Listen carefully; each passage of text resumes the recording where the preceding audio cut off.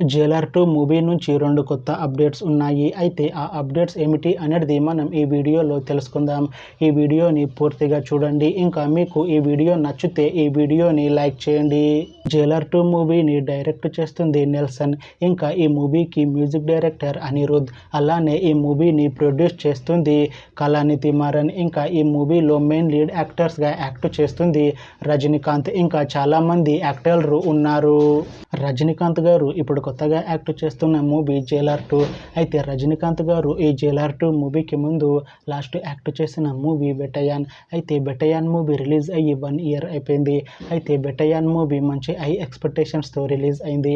అయితే బెటయాన్ movie release అయ్యి మంచి హిట్ అయింది. అయితే బెటయాన్ మూవీతో రజనీకాంత్ గారికి ఒక మంచి హిట్ వచ్చింది. అయితే రజనీకాంత్ గారు బెటయాన్ మూవీ రిలీజ్ తర్వాత 1 ఇయర్ టైం గ్యాప్ తీసుకొని ఇప్పుడు మళ్ళీ ఈ జైలర్ 2 మూవీలో యాక్ట్ చేస్తున్నారు రజనీకాంత్ గారు. చూడాలి రజనీకాంత్ గారికి ఈ జైలర్ 2 మూవీతో కూడా ఇంకొక మంచి హిట్ తనకి వస్తుందా లేదా అనేది మనం ఈ జైలర్ 2 మూవీ రిలీజ్ అయ్యాక చూడాలి. అయితే రజనీకాంత్ గారు మాత్రం చాలా కాన్ఫిడెంట్గా ఉన్నారు. ఈ జైలర్ 2 మూవీ మంచి హిట్ అవుతుంది అంటున్నారు రజనీకాంత్ గారు.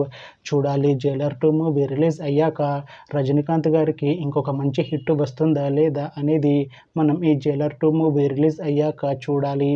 అయితే జైలర్ 2 మూవీ టీం ఈ మధ్య ఒక చిన్న టీజర్ని విడుదల చేసింది. అయితే దానికి మంచి రెస్పాన్స్ వచ్చింది. అయితే ప్రస్తుతం జైలర్ 2 మూవీ టీం షూటింగ్లో బిజీగా ఉన్నారు. అయితే ఈ Jailer 2 movie shooting already 50% complete అయిపోయింది అని అంటున్నారు. అయితే జైలర్ 2 మూవీ టీం మాత్రం చాలా కాన్ఫిడెంట్గా ఉన్నారు. ఈ జైలర్ 2 మూవీ మంచి యాక్షన్ ఎంటర్టైన్మెంట్ హిట్ అవుతుంది అని అంటున్నారు. అయితే ఈ జైలర్ 2 మూవీని ఈ డిసెంబర్ లోపు రిలీజ్ చేసేలా ప్లాన్ చేస్తున్నారు మూవీ టీం.